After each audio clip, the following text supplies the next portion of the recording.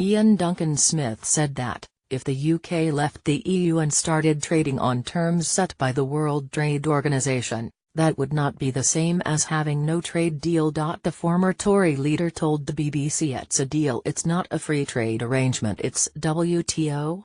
And the Eurosceptic said that the World Trade Organization would insist on the EU and UK agreeing on the main points of the arrangement, suggesting WTO terms would be a kind of trade deal. The WTO in Geneva would demand that the UK and EU sort out all the relevant elements. Mr. Duncan Smith dismissed suggestions that flights between the UK and remaining EU countries would cease in the event of a no-deal scenario. "We dominate the European Airline Authority," he said, and pointed out that an agreement on flights absolutely has to be in the interests of the European Union. Mr. Duncan Smith also said the WTO would go ballistic with the EU if it discovered that the EU was refusing to discuss future trading relationships. He went on. Deadlock, what deadlock?